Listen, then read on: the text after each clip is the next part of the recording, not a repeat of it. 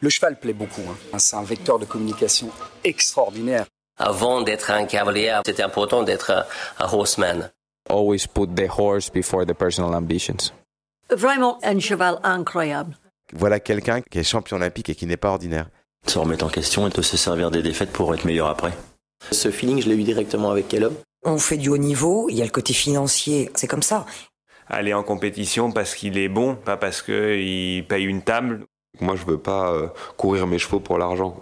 If you can do it in a way that doesn't take too much out of your horses. Quand on voit l'évolution en 10 ans de temps, qu'est-ce que ça va être dans 10 ans ? Pouvoir motiver les jeunes à aller au bout de leurs rêves. Forme de très très bons compétiteurs. Je ne vais pas dire que ça forme des hommes de chevaux. Pour moi, les bons moments, ils sont à venir. Qu'aujourd'hui, réussir sa vie, c'est avoir la vie que l'on souhaite. Celui que nous vous présentons cette semaine est d'abord cavalier, puisqu'il a représenté l'Irlande dans plus de 128 Coupes des Nations. Il a participé à 3 Jeux Olympiques, 2 Championnats du Monde et 6 Championnats d'Europe. Mais il est aussi l'un des plus grands businessmen de ce milieu. Il est l'homme à l'origine du rachat de 2 chevaux olympiques français, Urvoso du Roc et Berlux Z. Il est celui qui a créé les écuries Karlswood en Irlande, que leur live vous a d'ailleurs fait visiter cette semaine en story sur Instagram. Et c'est lui aussi qui s'est installé à Wellington pour concourir pendant la période hivernale. C'est là-bas d'ailleurs que nous avons donc rencontré notre invité du jour, Cian O'Connor. Dans cet épisode, vous découvrirez l'histoire de Cian. Comment est-ce qu'il a fait la rencontre des chevaux et du haut niveau ? Quels obstacles il a dû traverser pour atteindre la place à laquelle il se trouve aujourd'hui. Cian nous a aussi parlé de son système, du sport de haut niveau aux États-Unis et en Europe, du cheval parfait auquel il est toujours à la recherche, de son équipe, de l'avenir et des choses qui comptent pour lui, mais aussi de réussite, de sa réussite. Un grand merci à Cian de nous avoir accueillis dans un contexte magnifique au cœur de ses écuries à Wellington, un moment suspendu, encore une fois. Nous avons hâte de vous faire découvrir l'histoire de Cian O'Connor dans ce nouvel épisode. Cet épisode a été enregistré grâce au soutien de la société belge Sanekin. Sanekin propose une gamme exclusive de produits et compléments pour les chevaux et l'entretien de l'écurie. Tous leurs produits sont naturels et testés scientifiquement, ce qui sont, il me semble, les 2 principaux critères à prendre en compte lorsqu'il s'agit de compléments alimentaires pour chevaux. Ces dernières années, les équipes de Sanekin ont travaillé en étroite collaboration avec des vétérinaires spécialistes pour concevoir des produits aux compositions naturelles qui sont fiables, efficaces et garanties non dopants. Comme notre invité du jour, Cian O'Connor, beaucoup de cavaliers et entraîneurs internationaux ont déjà adopté la gamme Sanekin pour accompagner la santé et la performance de leurs chevaux. Et voici un chiffre qui suffit à illustrer le succès de ces produits. Aux derniers Jeux Olympiques et Jeux équestres mondiaux, plus de 50% des cavaliers présents utilisaient les produits Sanekin. Si je devais choisir un produit de la gamme, je choisirais sans hésiter le Sanostress pour donner une petite dose supplémentaire de calme et de confiance au cheval que je monte en piste, Callisto. Sanostress est un complément naturel pour les chevaux sensibles ou sujets au stress pendant le travail, en compétition ou dans le transport. Il est composé intégralement à base d'huiles essentielles de qualité premium qui influent sur la sérénité des chevaux en actionnant, grâce au récepteur olfactif de la muqueuse nasale du cheval, le système neuromédiateur qui initie alors une action anxiolytique. Sanekin est actuellement disponible au niveau international grâce à un réseau de revendeurs présents en Europe, Amérique du Nord, au Moyen-Orient, en Asie et en Australie. Et vous pouvez également acheter les produits de la gamme sur leur site internet www.sanekin.com. Si ça vous parle, si vous aussi vous avez envie d'utiliser ces produits, de les tester, de découvrir le Sanostress, je vous propose de venir participer au jeu concours sur notre compte Instagram I'm an Equestrian Podcast. Allez, c'est parti. Bienvenue dans I'm an Equestrian, le podcast. Avant de vous plonger dans cet épisode avec Cian O'Connor, je vous propose d'écouter ce que Max Washman, son élève, nous a dit à son propos. J'ai commencé à m'entraîner avec Cian il y a 4 ans. Ça a toujours été quelqu'un que j'ai admiré et dont je me suis inspiré. C'est l'un des meilleurs cavaliers de saut d'obstacle irlandais. C'est un entraîneur incroyable. Il est vraiment bon dans le management des chevaux et pour le reste aussi. J'aime beaucoup m'entraîner avec lui. Comme cavalier, il est exceptionnel. Il est toujours très performant et tout particulièrement quand il est en équipe. Il gère très bien la pression et il est toujours au rendez-vous pour les grosses échéances. C'est aussi un super businessman. Il connaît beaucoup de choses du commerce et de la gestion des chevaux, etc. Et avec les chevaux, il est vraiment bon. Il détecte souvent les problèmes avant qu'ils ne se produisent. C'est un homme de cheval. Hello Ken. Bonjour Ken, merci beaucoup d'avoir accepté notre invitation à enregistrer cet épisode. Nous sommes ici à Wellington, où vous passez la majeure partie de votre hiver à vous entraîner, à concourir. Ken, le but de ce podcast, c'est de se plonger dans la vie des cavaliers, des acteurs de ce sport, pour essayer de comprendre quel a été leur parcours jusqu'à présent. Aujourd'hui, nous voulons comprendre comment vous êtes devenu l'homme, le cavalier, le businessman que vous êtes aujourd'hui, et pour mieux comprendre quel a été votre parcours.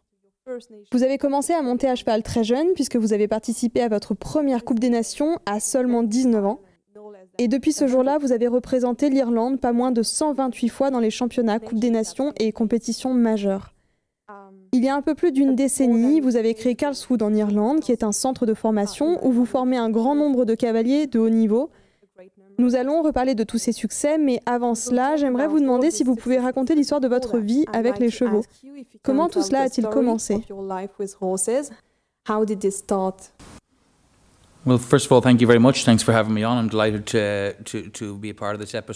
Eh bien, tout d'abord, merci beaucoup de m'avoir invité. Je suis ravi de faire partie de cet épisode. Oui, c'est intéressant parce que la plupart des interviews que nous faisons sont courtes et spécifiques à certaines questions. Donc, ce qui est unique avec ce podcast, c'est que cela nous fait réfléchir, s'arrêter et regarder en arrière, ce que nous ne faisons pas souvent.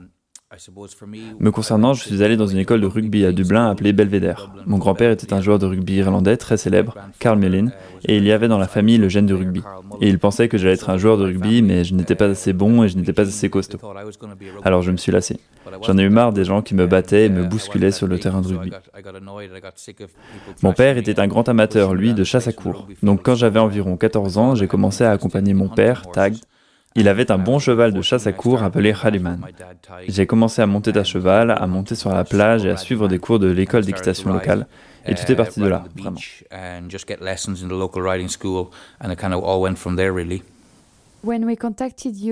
Lorsque nous vous avons contacté, Kian, par le biais de Laurent Guillet, pour vous demander de faire cet épisode, vous avez immédiatement accepté. Et je dois dire que nous avons été très touchés. Je sais que c'est probablement la partie la plus difficile de cette interview, mais pouvez-vous nous dire qui vous êtes, décrire un peu votre personnalité?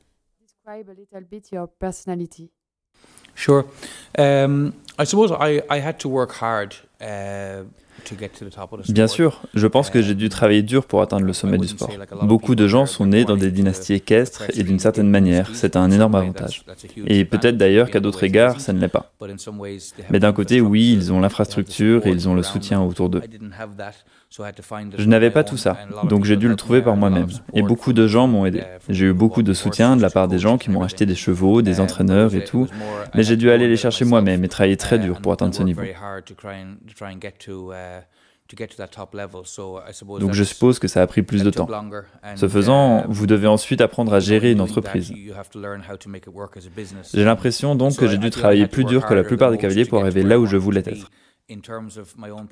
Concernant ma personnalité, je pense que j'aime être organisé, structuré. J'essaie de regarder les choses dans leur globalité. Vous savez, bien que je ne veuille pas gaspiller ou dépenser de l'argent inutilement, j'aime faire de mon mieux pour les chevaux. J'ai sans doute plus de personnel que la plupart des gens et c'est parce que je veux m'occuper davantage des chevaux et leur porter toute l'attention.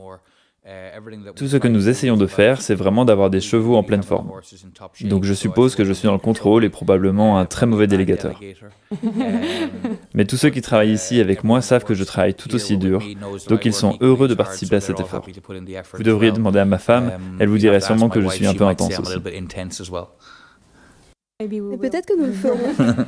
Quand vous étiez adolescent, est-ce que vous auriez rêvé d'être à l'endroit où vous êtes aujourd'hui, au rang auquel vous êtes, à ce niveau de sport, ici dans un tel endroit, à Wellington? Je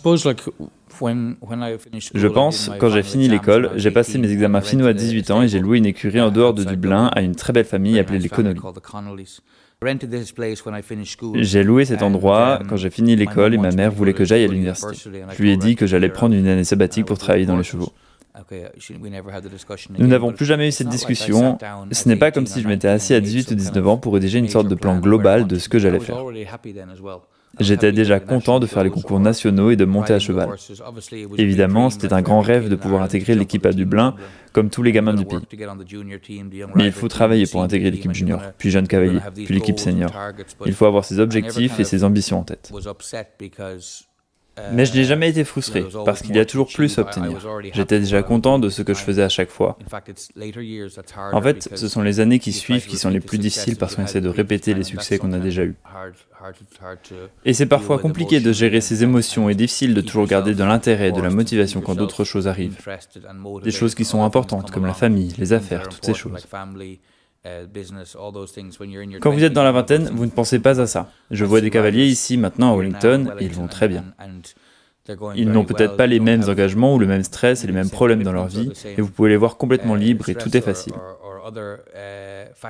Et donc, je pense que la vie est surtout la vie de cavalier, c'est comme un livre avec différents chapitres, et vous devez être prêt à tourner les pages. Et les choses sont différentes entre 18, 25, 40 ans et ainsi de suite. Je ne suis pas souvent philosophique à ce sujet, mais je pense que quand je regarde en arrière, je suis sur ce chemin depuis maintenant 25 ans, et j'espère pouvoir le poursuivre encore quelques années. Mais il y a beaucoup d'émotions différentes et beaucoup de bons souvenirs. Parlons de votre carrière, Kian. Quelles ont été les différentes étapes de votre vie de cavalier et de celle de businessman?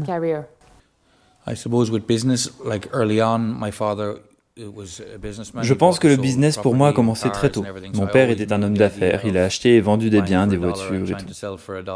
J'ai donc toujours vécu avec l'idée d'acheter quelque chose $1 et d'essayer de le vendre $1 de plus. J'ai toujours aimé le commerce. Même quand j'ai fini l'école et que j'avais les écuries à quelques kilomètres de John Connolly, je vendais les chevaux d'amateurs et des chevaux pas chers. C'est comme ça que j'ai commencé. J'ai toujours trouvé que le modèle d'enseignement est un bon modèle parce que si vous pouvez améliorer les gens, ils vont devenir meilleurs et alors ils vont travailler avec vous et vous respecter, vous pouvez faire des affaires avec eux dans le futur.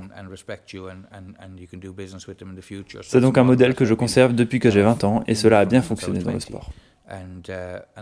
Le sport a tellement changé et ça change tous les 3 ans. Je me souviens quand j'ai commencé à rejoindre l'équipe il y a 20 ans ou un peu plus. Le modèle habituel était que vous alliez au Sunshine Tour, puis vous reveniez à la maison et les chevaux faisaient une pause et ensuite vous commenciez la saison sur les concours nationaux. Et puis on allait aux 2 étoiles à Fontainebleau et puis on descendait en Coupe des Nations à la Baule, peut-être à Saint-Gall ou autre.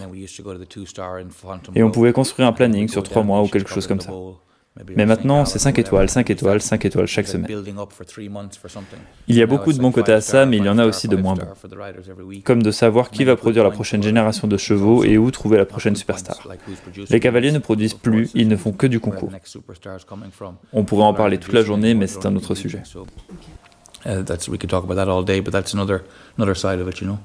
Nous en reparlerons.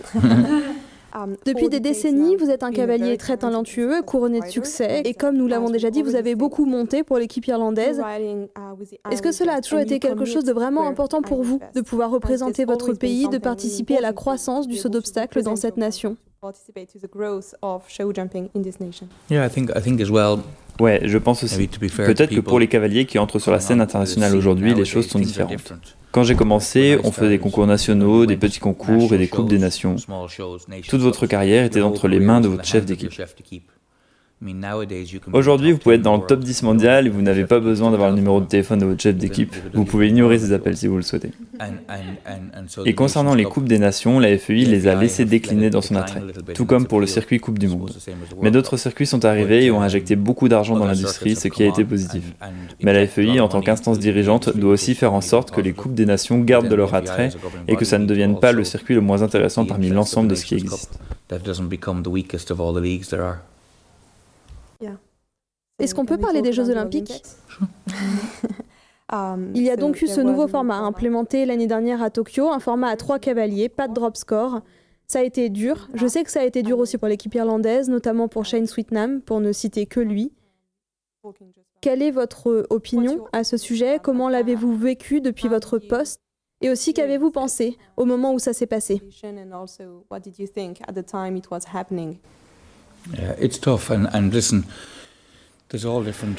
Oui, c'était dur.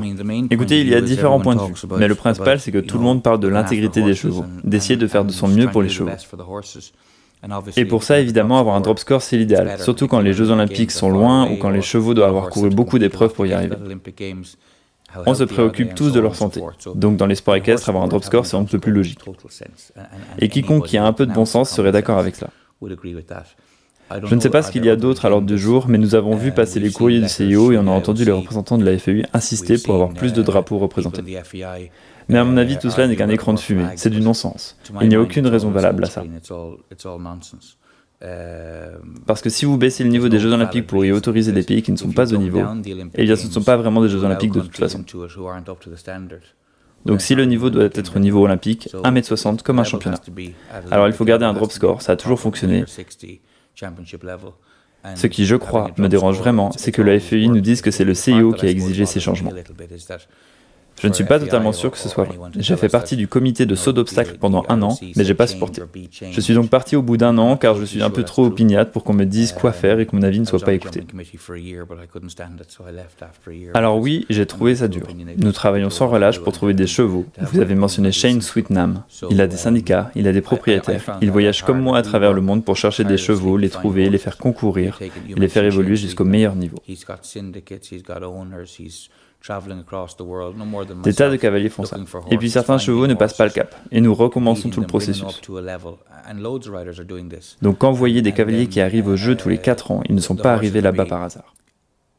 Ces cavaliers ont travaillé une vingtaine de chevaux de haut niveau pour trouver le bon et celui qui était capable d'atteindre ce niveau.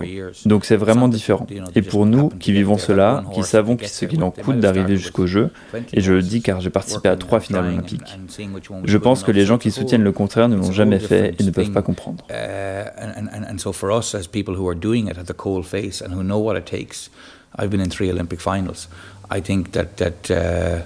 People who say the opposite just don't understand. L'année dernière, quelques semaines seulement après les Jeux Olympiques, votre client, M. Washman, et ses 2 garçons ont investi dans 2 chevaux français, Berlux Z, que nous venons de voir dans vos écuries d'ailleurs, qui était monté par Simon Delestre, et Urvoso du Roc, le cheval olympique de Nicolas Delmotte. Pourquoi avez-vous décidé d'acheter ces 2 chevaux? Pensez-vous que la France est une terre où on élève des chevaux de grande qualité?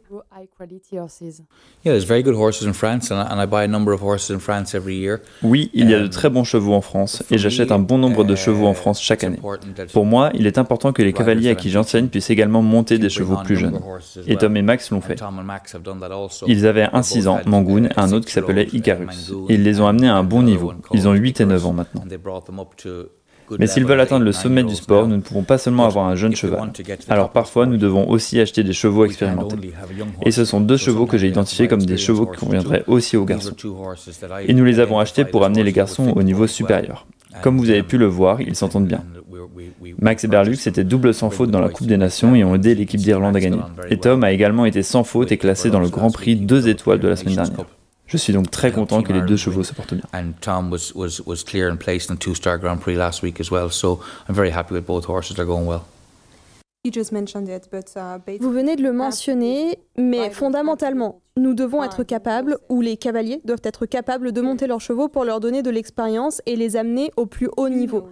Vous connaissez très bien le système américain. Vous savez qu'ici aux États-Unis, nous ne fabriquons pas de chevaux, nous ne les élevons pas, nous ne montons pas les jeunes chevaux.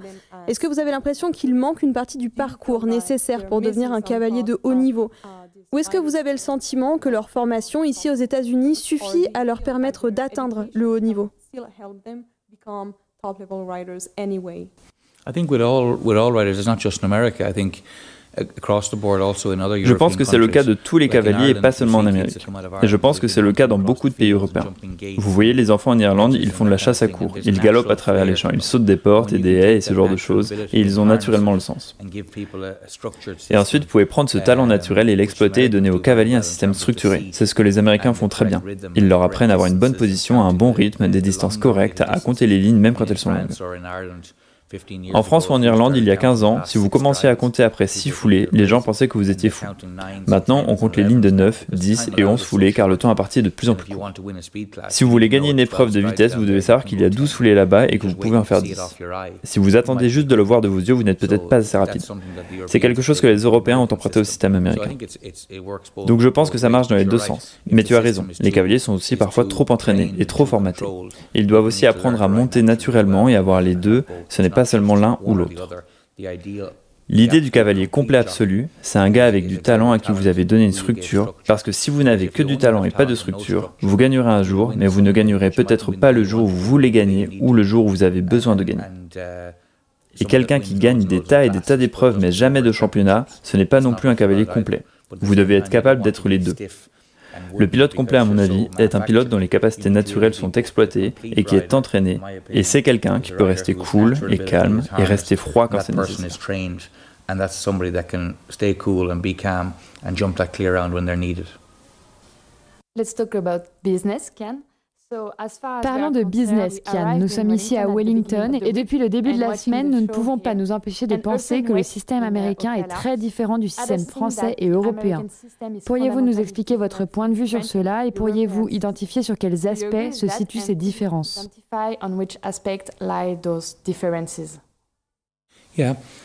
Ouais, je suppose. Comme je l'ai dit, il y a des avantages et des inconvénients à chaque système, et nous pouvons tous apprendre quelque chose de chacun. Je pense que ce qui est génial dans le système américain, c'est que mon petit garçon qui est ici avec moi, Ben, il va suivre un cours à Wellington toutes les semaines avec un type qui s'appelle Charlie Moorcroft. Et en à peine 3 leçons, les entraîneurs ont réussi à lui donner la bonne position. Il monte à la maison et sa jambe est bien placée et il est très bien assis. Et donc ils ont de très bonnes bases sur la position et c'est notamment grâce au Hunter et à l'Equitation qui leur apprennent à rester légers. Tout cela est très bon par rapport au système français. Mais il y a aussi beaucoup de points positifs. Personnellement, en tant que marchand qui souhaite acheter les chevaux destinés à des clients, je trouve que les chevaux français ne sont pas assez travaillés sur le plat et qu'ils devraient être mieux dressés. Peut-être que ça vient de la race, mais moi je dis souvent qu'il faut un Français pour monter un cheval français.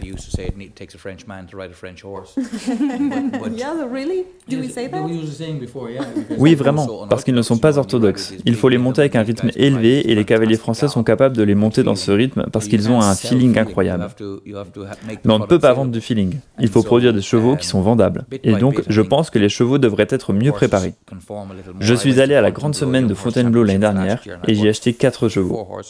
2 d'entre eux n'ont pas passé la visite vétérinaire et les 2 que j'ai eus, je dois dire, ils étaient vraiment gentils, ils étaient bien entraînés et tout était parfait. Donc ce n'est pas le cas de tous les chevaux. Mais en général, si vous allez essayer un cheval en Europe continentale, en Belgique, en Hollande, en Allemagne, je dirais que les chevaux sont un peu plus pratiques. Mais en France, vous pouvez trouver un diamant brut. Et donc acheter ce type de chevaux pour moi, pour que je les monte, ça ne me dérange pas.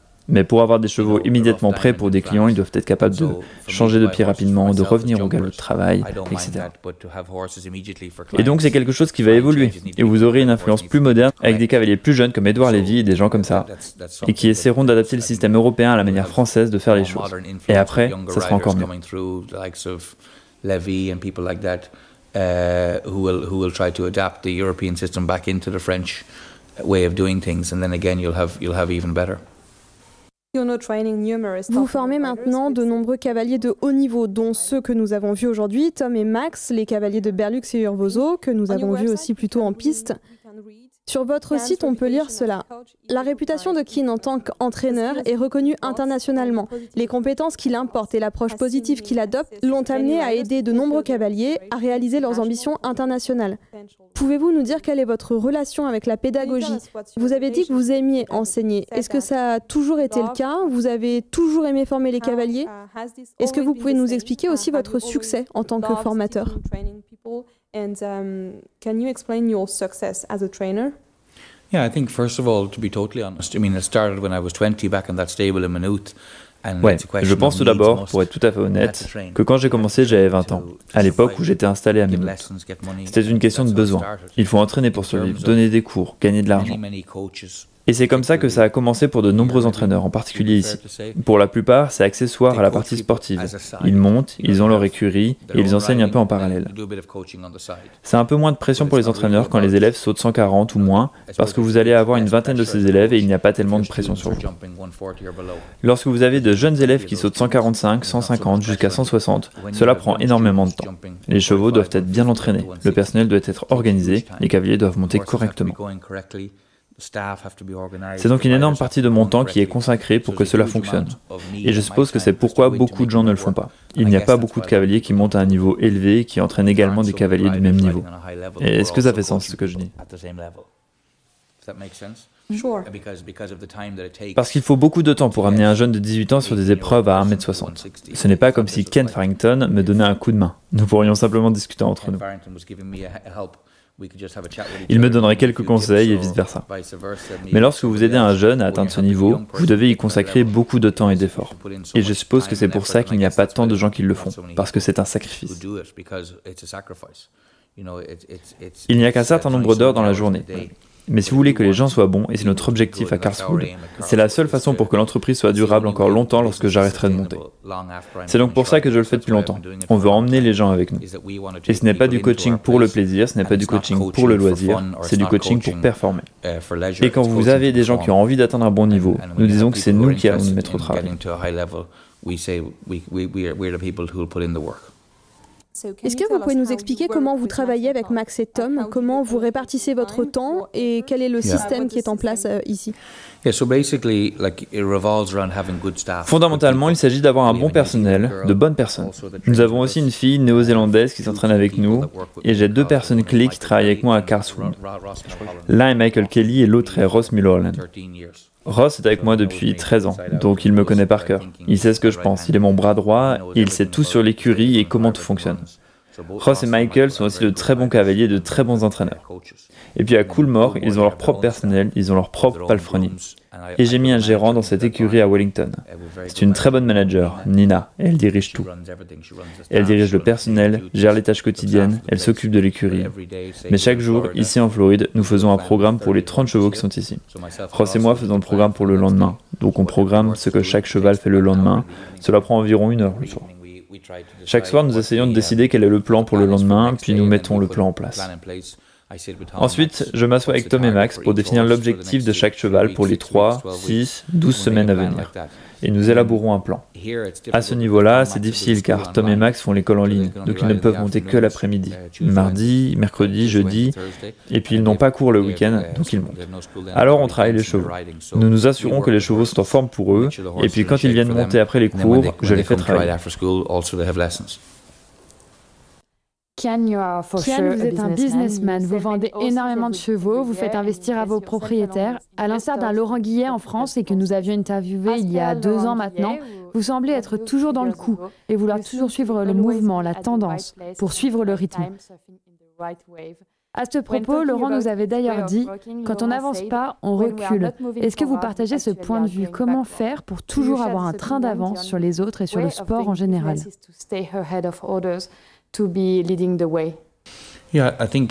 Oui, je pense.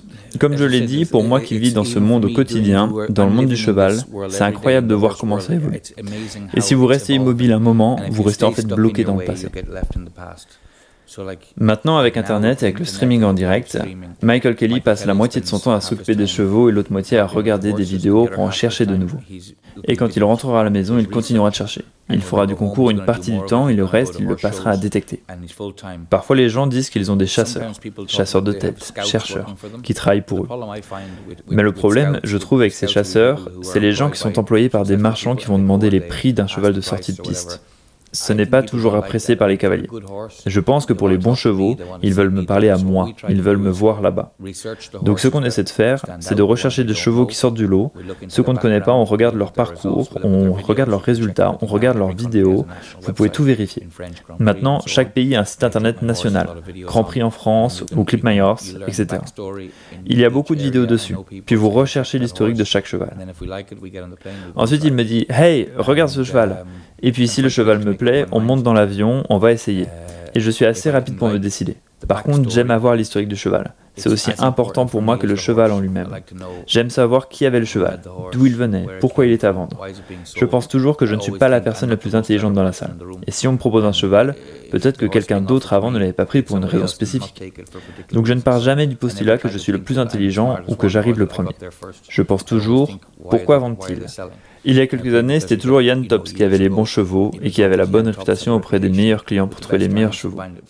Aujourd'hui, je pense que les gens savent que nous aussi, nous avons de bons clients et que nous avons la capacité d'acheter un cheval de haut niveau.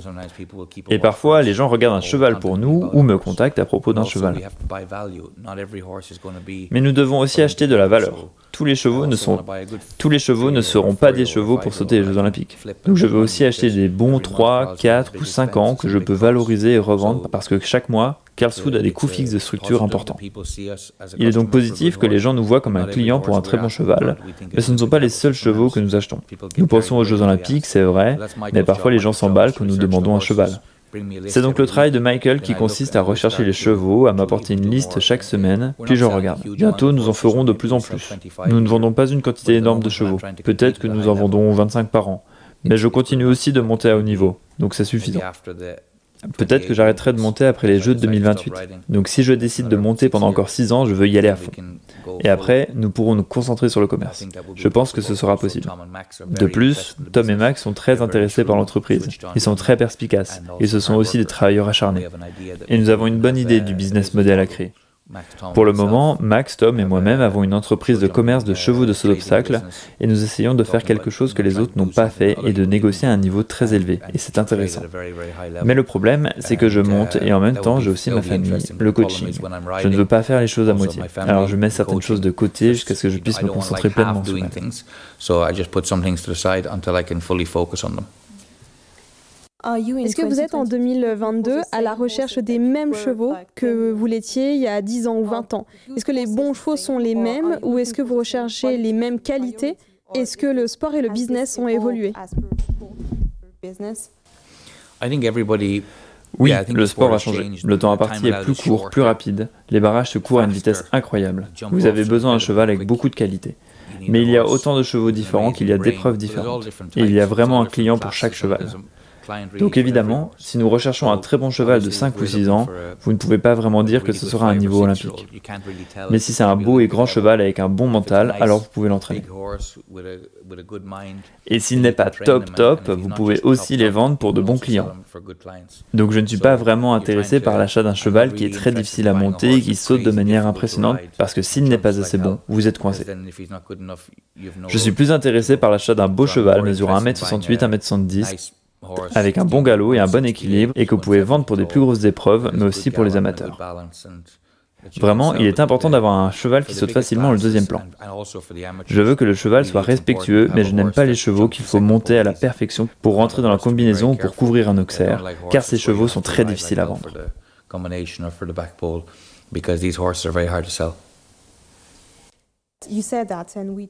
Vous l'avez dit, on en a déjà beaucoup parlé aussi avec nos invités précédents. Le sport a vraiment évolué au cours de la dernière décennie. Comment faites-vous pour rester dans le coup, pour suivre l'évolution du sport, être toujours au top, et comment on s'améliore avec le temps? Il faut faire des sacrifices. Il y a des choses avec lesquelles j'ai su évoluer et d'autres, je n'ai pas réussi. Comme le fait que je n'ai jamais fait partie du top de la ranking list. Mon classement a toujours été correct. Une fois, j'étais en top 30. Mais peu importe, je n'ai jamais vraiment cherché à y rester ou à prendre des places. Premièrement, je ne veux pas faire 45 concours par an. J'ai aussi une vie de famille. Je fais peut-être ici ce qui représente environ 4 grosses compétitions. On va en reparler. Si les chevaux sont à bon niveau, je ferai normalement 3 ou 4 gros concours à Wellington, puis ce sera 10-12 autres concours. Ça représente un tiers, voire 2 tiers de moins que les autres cavaliers. Et pourquoi je fais ça ? Eh bien, je sais que le sport a changé. Et je sais que c'est une course pour passer de ce 5 étoiles à ce 5 étoiles, et il y aura beaucoup de gars là-bas. C'est le choix qu'ils font, et cela convient à leur vie. Mais moi, je me soucie de l'après, du moment où je ne monterai plus. La question qu'il faut se poser, c'est: avez-vous créé de la stabilité? Avez-vous de l'argent à la banque? Possédez-vous votre propre propriété? Il ne faut pas seulement regarder en arrière. Eric Navet, dont vous parliez tout à l'heure, est l'un de mes pilotes préférés de tous les temps. Je me souviens très bien avoir sauté avec lui la Coupe des Nations à Aix-la-Chapelle en 2004. Il n'y avait que 2 doubles sans faute, et c'était un grand moment pour moi, et il a toujours été très gentil avec moi. Et je l'ai rencontré au concours l'autre jour. C'est un gentleman. Mais voir les gens aller et venir dans le sport, c'est ça que je veux dire. Eric a pris la décision de faire ce qu'il a fait, il vous en a parlé, je présume, et donc vous prenez une décision. Voulez-vous avoir une salle pleine de trophées et de belles choses, n'avoir rien d'autre, ou voulez-vous trouver l'équilibre dans la vie? Et je pense que lorsque vous vous mariez et que vous avez des enfants, cela change un peu. Alors quand vous me demandez comment j'ai évolué d'une certaine façon, mais d'une autre, j'ai choisi de ne pas le faire, car j'aimerais faire des Coupes de Nations, j'aimerais faire des championnats, j'aimerais faire des Jeux Olympiques. Mais je n'ai pas voulu participer à cette course effrénée chaque semaine parce que je ne pense pas que ce soit ce que je suis. Et je ne pense pas que je pourrais avoir des voitures dans mon garage si je faisais ça. Because I don't think that's what I'm about, and I don't think I can have my cars within my business if I was to do that. La semaine dernière, lors de la Coupe des Nations, ici à Wellington, on a vu l'équipe irlandaise porter le drapeau de l'Ukraine. Quand on vit ici, à Wellington, une bonne partie de l'année, on est comme dans une bulle et je trouve que c'est difficile d'en sortir et de se dire qu'il y a un monde autour de nous qui nous entoure. Est-ce qu'on arrive quand même à rester connecté au reste des problématiques mondiales? What surrounds us when living in such privileged area? Totalement. Non, nous avons de la chance. Il n'y a aucun doute là-dessus. Et quand vous voyez ce qui se passe dans le reste du monde, cela vous fait vraiment penser que quand vous vous inquiétez pour un mauvais parcours ou pour un 4 points, ce n'est pas si grave. Mais cela remet les choses en perspective. Vraiment, ce que le monde traverse est terrible. Quand vous devez vous soucier de votre survie ou de celle de votre enfant, c'est juste terrifiant. On arrive bientôt à la fin de l'épisode, mais on a encore 2 questions pour vous. Peut-être pas la plus simple, mais vous allez me le dire, vous faites partie des meilleurs cavaliers et vous êtes l'un des plus grands marchands de chevaux mondiaux. Est-ce que vous considérez que vous avez réussi? Bien sûr, je suis content de faire ce que je fais. Ma plus grande réussite, probablement, sont mes 2 enfants qui sont mon plus grand plaisir. Je les vois tous les jours. Ils viennent nous voir vers 6h moins le quart tous les matins. Ils viennent réclamer leur iPad, mais nous avons une règle, pas avant 6h. On entend des petits pieds arriver tous les matins. Kara n'a que 5 ans et Ben en a 8. J'aimerais qu'ils aiment ça. Et s'ils n'aiment pas les chevaux, c'est bien aussi. Mais ce serait bien s'ils le faisaient parce que nous avons Karlsruhe à la maison et ils peuvent en profiter et travailler, c'est ce qu'ils veulent. Mais oui, ma vie a été un succès. Et j'ai aussi eu de la chance, de rencontrer certaines personnes et certains chevaux. Vous pouvez travailler aussi dur que vous le souhaitez, mais il faut aussi savoir s'arrêter et prendre du recul. Beaucoup de gens m'ont aidé sur ma trajectoire. Il faut aussi savoir saisir les opportunités et continuer d'avancer jusqu'à la prochaine étape. J'ai eu de très bons chevaux et de très grandes victoires et beaucoup de succès en championnat, mais j'aimerais en avoir encore d'autres. Je ne suis pas encore prêt à partir.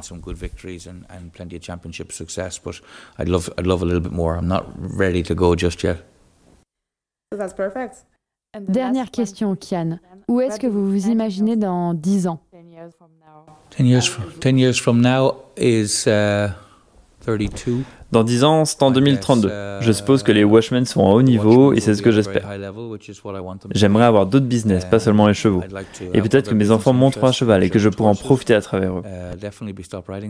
Je vois d'autres personnes dont les enfants le font à haut niveau, comme les Philip Arts, et ça doit faire très plaisir quand on voit ses propres enfants monter à cheval. C'est donc quelque chose que j'attends avec impatience aussi. Mais je pense que j'ai juste tellement d'idées dans la tête et de choses que je veux faire et développer et tout. Je ne veux pas faire un burn-out et essayer d'en faire trop. Donc je veux essayer, comme je l'ai dit, d'accomplir chaque étape correctement.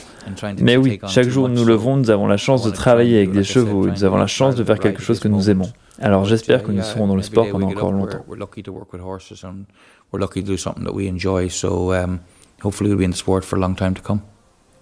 That's what we hope for you. Thank you very much. Thank you.